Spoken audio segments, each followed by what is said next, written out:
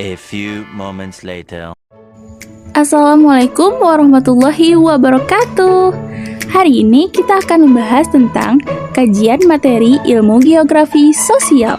Dalam ilmu geografi sosial, kita akan membahas tentang demografi atau persebaran penduduk. Apa sih persebaran penduduk atau demografi ini?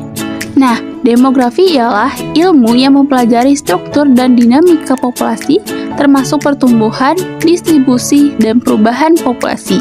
Pengertian demografi juga disampaikan oleh beberapa ahli, antara lain yaitu 1. Marhaeni, yang menjelaskan bahwa kata demografi itu sendiri berasal dari bahasa Yunani yang dibagi menjadi kata demos dan grafen, di mana demos dapat diartikan sebagai penduduk dan grafen berarti menulis atau menggambar. Sedangkan menurut Yasin, demografi ialah ilmu yang mempelajari persoalan dan keadaan perubahan-perubahan penduduk atau segala hal ihwal yang berhubungan dengan komponen-komponen perubahan seperti kelahiran, kematian, migrasi, sehingga menghasilkan suatu keadaan dan komposisi penduduk menurut umur dan jenis kelamin tertentu. Lalu pengertian lainnya dapat kita lihat dari Asel Guillard dan Rob and Sharp yang sama-sama mengatakan bahwa demografi ialah ilmu yang mempelajari tentang karakteristik, sikap, dan perilaku seseorang. Selanjutnya kita akan masuk ke dalam pembahasan emigrasi. Apa sih emigrasi itu? Emigrasi ialah keberangkatan keluar dari suatu negara untuk tujuan hidup atau tinggal menetap di negara lain. Orang yang melakukan emigrasi ini disebut dengan emigran. Nah, kita beri contoh. Misal, ketika warga negara Indonesia bermigrasi dan menetap di negara Australia untuk kuliah. Selanjutnya yaitu imigrasi. Nah, imigrasi itu sendiri kebalikan dari emigrasi. Jika emigrasi keluar dari suatu negara, nah kalau imigrasi dia akan masuk ke dalam suatu negara dan itu bersifat menetap. Nah, orang yang melakukan imigrasi tersebut disebut dengan imigran. Nah, misal seseorang yang datang ke tempat negara tujuannya dengan tujuan untuk menetap dan tinggal di sana dalam jangka waktu yang sangat lama. Selanjutnya ada fertilitas. Fertilitas diartikan sebagai kelahiran, yang mana banyaknya bayi yang lahir dari wanita. Ada bayi yang disebut lahir hidup, yaitu lahirnya seorang bayi yang menunjukkan tanda-tanda kehidupan. Tidak diperkirakan beberapa lama bayi tersebut menunjukkan tanda-tanda kehidupan tersebut. Selanjutnya ada mortalitas. Mortalitas diartikan sebagai angka kematian. Mortalitas dapat dipahami sebagai ukuran jumlah kematian yang mempengaruhi populasi dalam suatu wilayah. Tingkat kesehatan suatu bangsa dapat dilihat dari angka kematian. Angka kematian bayi merupakan salah satu indikator yang sering digunakan untuk mengukur derajat kesehatan suatu bangsa dan juga sebagai indikator kualitas sumber daya manusia dari aspek kesehatan. Lalu, 1. Angka kematian kasar atau crude death rate. Angka kematian kasar menunjukkan banyaknya jumlah penduduk yang meninggal dunia dari tiap-tiap 1000 penduduk, yang mana rumusnya ialah CDR sama dengan D per P kali 1000.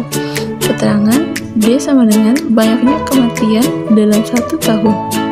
P, jumlah penduduk pada pertengahan tahun, dan 1000 sama dengan konstanta. Kita lihat contoh soal. Dalam suatu wilayah diketahui bahwa jumlah penduduk pada pertengahan tahun adalah 7.291.500 jiwa, sedangkan jumlah kematiannya adalah 659.000. Hitunglah angka kematian kasar. Jawab.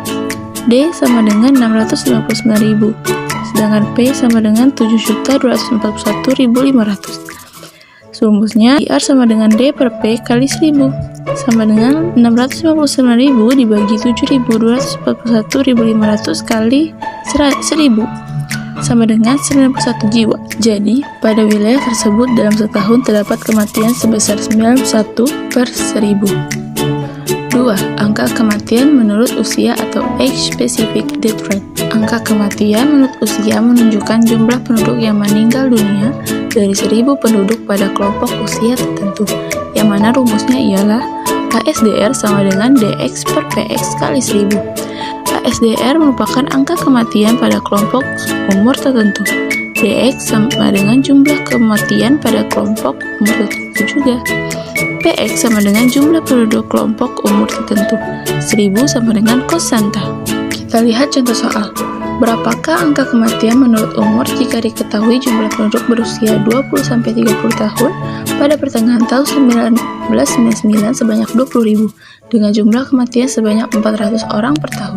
Maka soalnya itu ASDR X sama dengan DX per PX kali 1000. ASDR X sama dengan 400 dibagi 20.000 dikali 1000. Jadi hasilnya sama dengan 20 orang per tahun. 3. Angka kematian bayi atau infant mortality rate. Angka kematian bayi menunjukkan jumlah bayi meninggal dunia dari 1000 bayi yang lahir hidup pada periode tahun tertentu. Infant mortality ialah salah satu indikasi kualitas penduduk, yaitu berhubungan dengan tingkat kesehatan ibu dan anak, pemenuhan gizi keluarga, kesiapan fisik saat proses persalinan. Yang mana rumusnya ialah IMR sama dengan jumlah kematian bayi kurang dari usia 1 tahun per jumlah kelahiran bayi hidup dikali 1000. Kita lihat contoh soal. Berdasarkan laporan dari Puskesmas Y, jumlah bayi meninggal di kecamatan tersebut pada tahun 2010 sebanyak 20 bayi, dan jumlah kelahiran hidup yang dilaporkan sebanyak 80 bayi. Maka cara menghitung angka kematian bayi yaitu IMR sama dengan 20/80 dikali 1000 sama dengan 250. Jadi IMR di Puskesmas Y sebanyak 250 per 1000 kelahiran hidup. Terakhir ada urbanisasi. Urbanisasi ialah perpindahan penduduk dari luar kota atau desa ke kota. Biasanya, orang yang melakukan urbanisasi bertujuan untuk meningkatkan taraf hidupnya. Terdapat 2 faktor terjadinya urbanisasi. 1. Faktor penarik. Di sini, penduduk desa yang menganggap bahwa di kota memiliki banyak pekerjaan akan mudah mendapatkan penghasilan. 2. Faktor pendorong. Kemiskinan yang terjadi di desa. Hal ini diakibatkan dari pembagian tanah warisan yang makin menyempit. Lapangan pekerjaan yang terbatas. Orang desa terkenal memiliki sifat yang ulet, sabar, dan suka bekerja keras, tapi memiliki jumlah penduduk yang tinggi sehingga lapangan pekerjaan menjadi kurang. Selanjutnya kita akan membahas persebaran suku-suku di Indonesia. Dan bagaimana sih bisa terjadi penyebaran suku-suku di Indonesia? Mari kita bahas dari pengertian suku bangsa. Suku bangsa ialah pembeda suatu golongan sosial dalam sistem sosial. Sedangkan menurut KBBI, suku bangsa ialah kesatuan sosial yang dapat dibedakan dari kesatuan sosial lainnya berdasarkan kesadaran akan identitas perbedaan kebudayaan, khususnya bahasa. Nah, baru kita masuk ke dalam penyebaran suku-suku di Indonesia. Indonesia merupakan negara yang terdiri dari banyak pulau. Oleh sebab itu, persebaran suku bangsa Indonesia tersebut bisa kita identifikasi berdasarkan wilayah kepulauannya. Sebagai salah satu pulau terbesar di Indonesia, Pulau Sumatera juga termasuk wilayah yang memiliki banyak suku bangsa.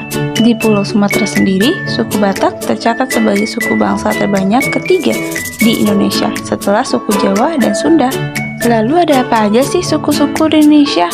Suku-suku Indonesia terdiri dari banyak sekali, antaranya suku Jawa, suku Sunda, suku Batak, suku Sulawesi, dan suku Dayak, dan suku-suku lainnya yang tersebar di berbagai pulau di Indonesia. Selanjutnya kita masuk dalam pembahasan terakhir, yaitu piramida penduduk. Apa aja sih jenis dari piramida kependudukan ini? 1. Terdapat piramida ekspansif. Piramida ekspansif memperlihatkan kondisi penduduk dengan tingkat kelahiran lebih tinggi dari angka kematian. Contoh negaranya yaitu terdapat Indonesia, Thailand, Filipina, Malaysia, India, hingga Mesir. 2. Piramida stasioner. Piramida penduduk stasioner ini menggambarkan jumlah penduduk muda, dewasa, dan usia tua yang seimbang. Contohnya terdapat di negara Belanda, Jerman, Perancis, Inggris, dan lain sebagainya. Nah, yang ketiga ada piramida konstruktif. Piramida ini menunjukkan komposisi penduduk dewasa dan usia tua yang lebih besar dari penduduk muda. Jadi, jumlah penduduk pada suatu wilayah mengalami penurunan dan pertumbuhannya yang sangat lambat. Contohnya, dapat kita lihat pada negara Jepang, Swedia, Amerika Serikat, Belgia, Swiss, dan negara lainnya. Baiklah, sampai sini saja pembahasan kita kali ini. Sampai jumpa di lain waktu. Assalamualaikum warahmatullahi wabarakatuh.